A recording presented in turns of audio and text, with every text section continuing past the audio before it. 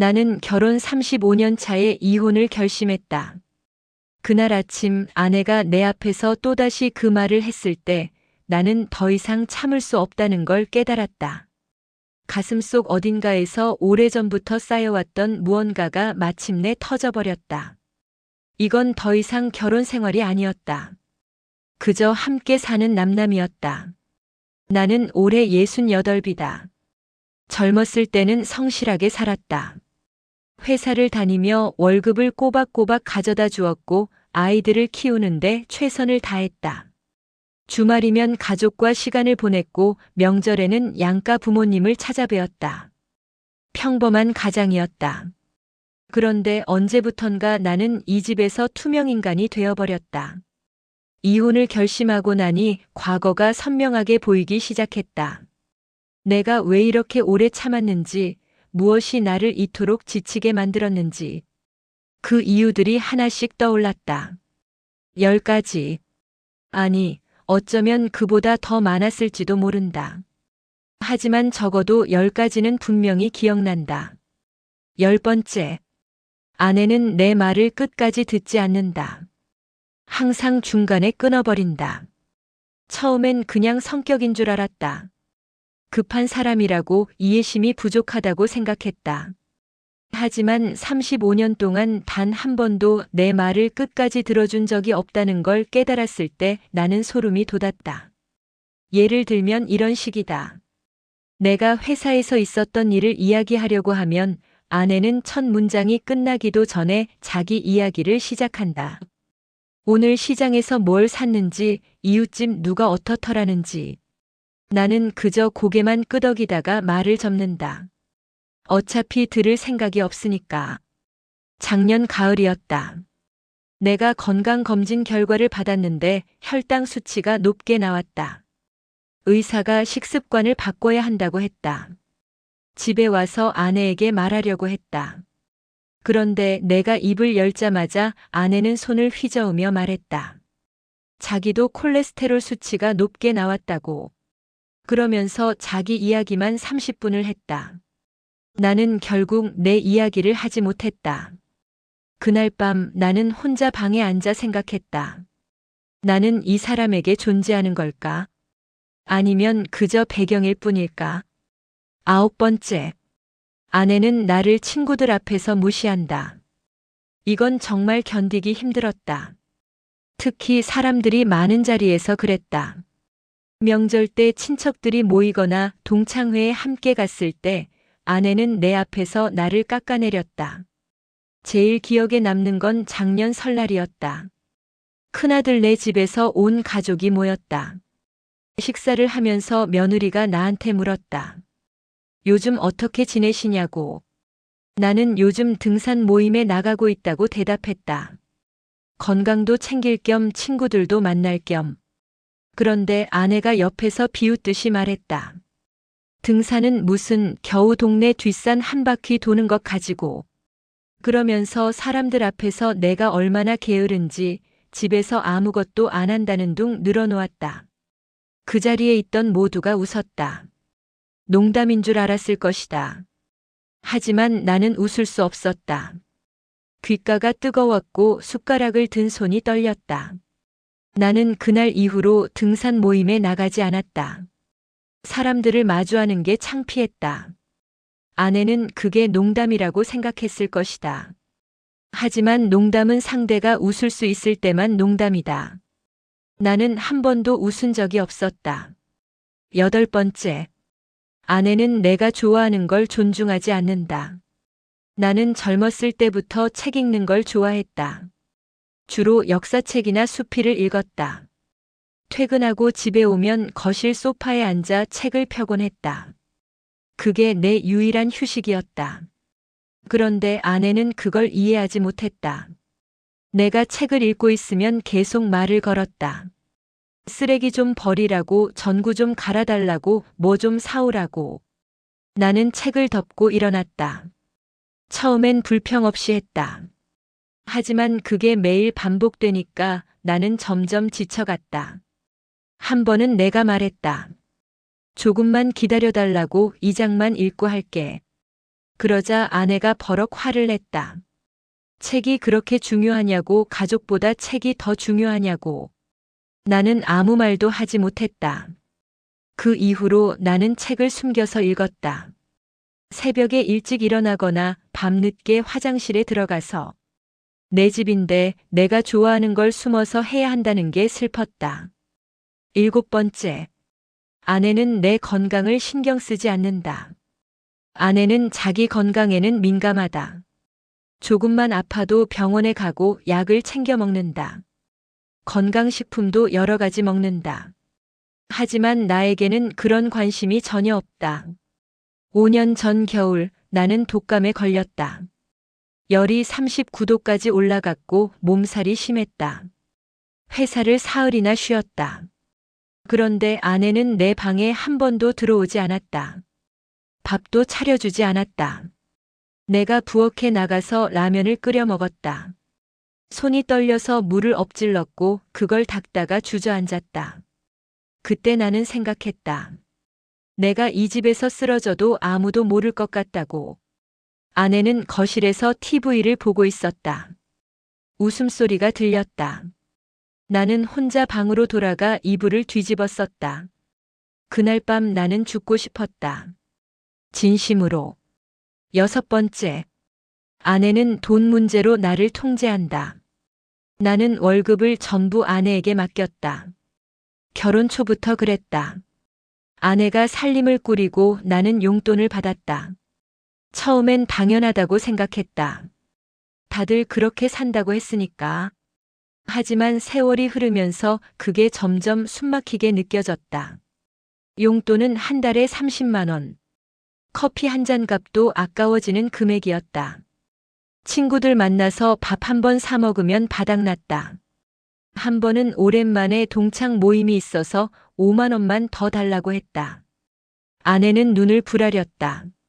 집에 돈이 없다고, 내가 쓸데없이 돈을 쓴다고 했다. 나는 그날 모임에 가지 못했다. 친구들한테 거짓말을 했다. 급한 일이 생겼다고.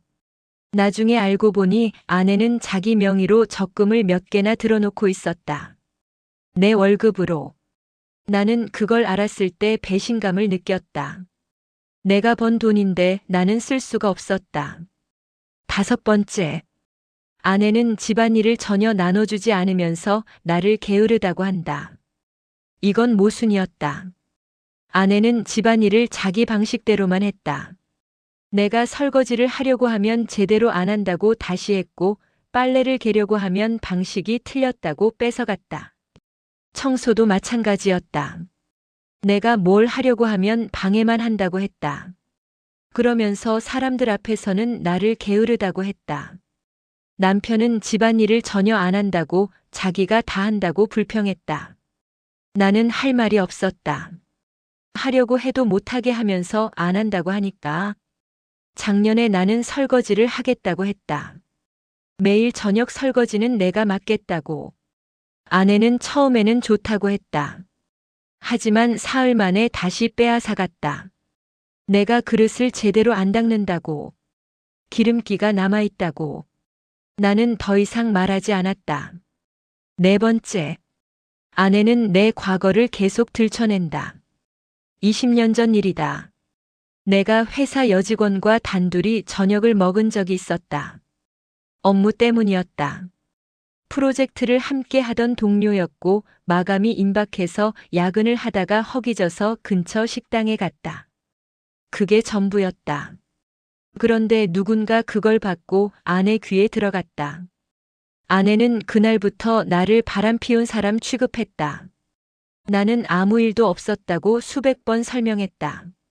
하지만 아내는 믿지 않았다. 그리고 그 이야기는 지금까지 계속된다. 우리가 싸울 때마다 아내는 그 이야기를 꺼낸다. 20년 전 그날 밤. 당신이 그 여자랑 저녁 먹었던 날.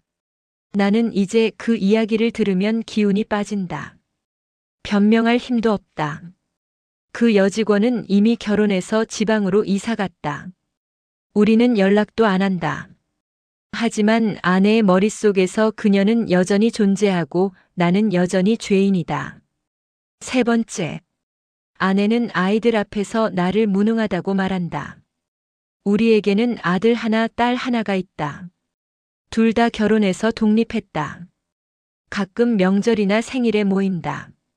그런데 그럴 때마다 아내는 아이들 앞에서 나를 깎아내린다. 큰아들이 집을 사려고 대출 상담을 받을 때였다. 아들이 내게 조언을 구했다. 나는 내가 아는 선에서 이야기해줬다. 금리 비교를 잘하라고 상환 계획을 세워야 한다고. 그런데 아내가 옆에서 비웃었다.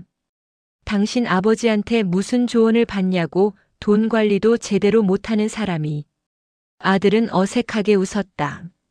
나는 입을 다물었다. 그날 이후로 아들은 내게 조언을 구하지 않았다. 나는 아버지로서의 자격을 잃은 것 같았다. 딸도 마찬가지였다.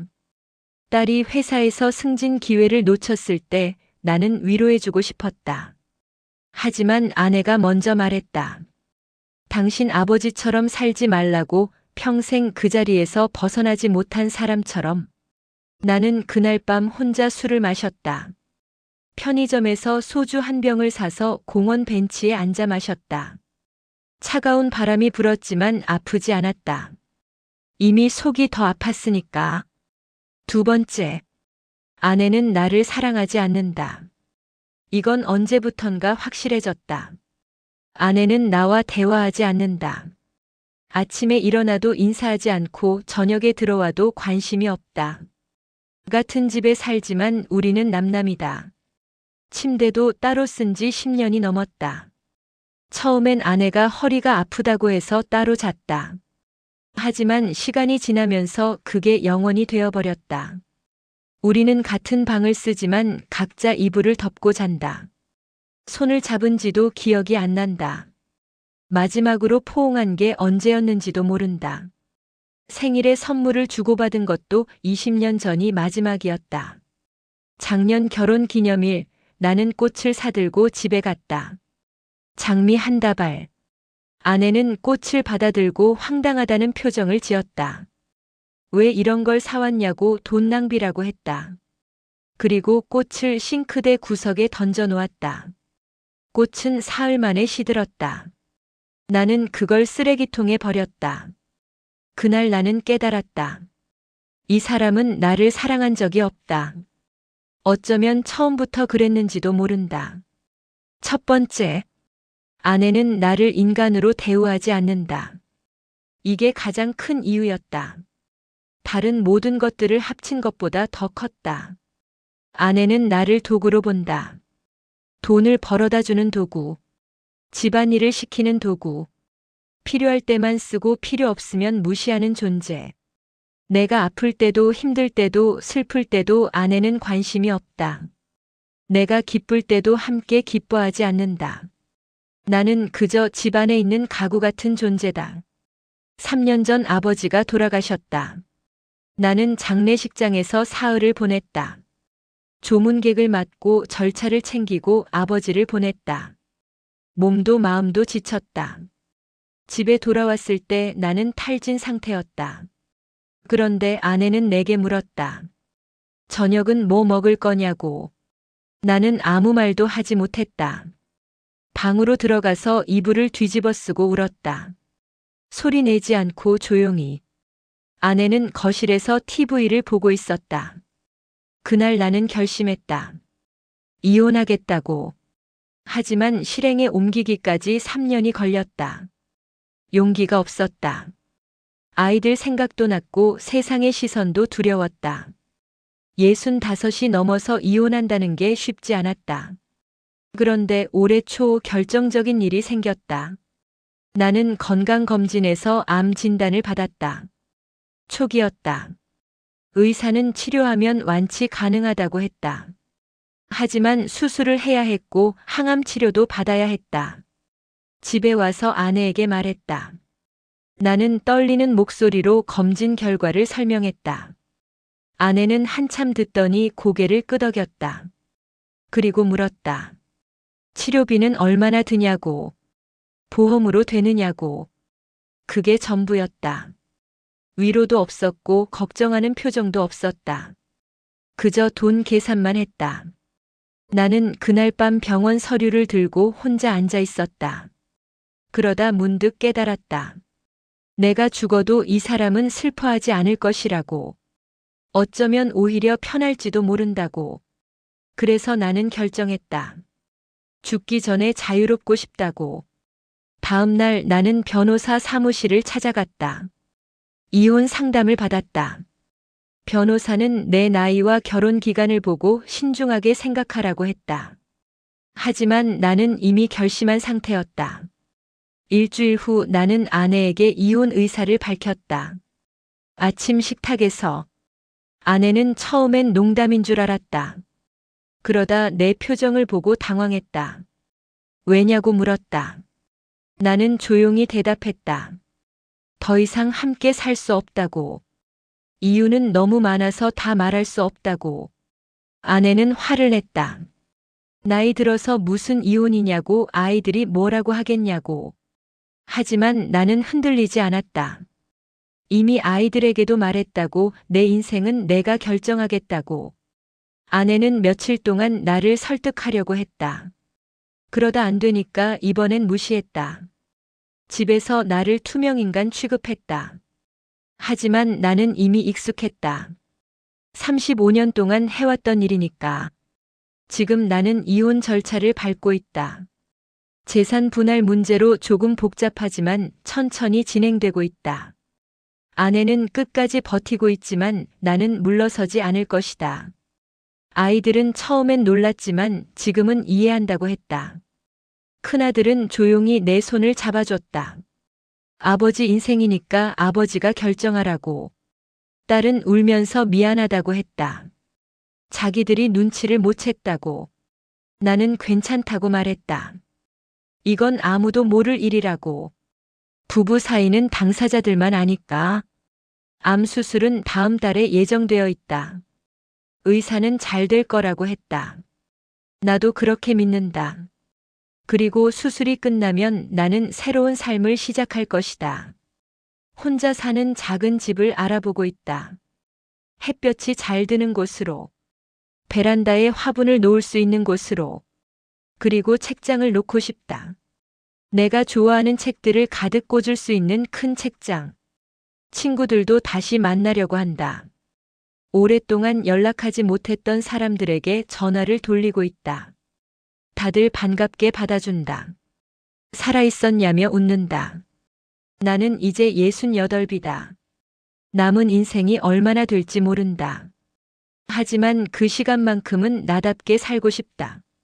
누군가의 도구가 아니라 한 사람의 인간으로. 어젯밤 나는 오랜만에 편하게 잤다.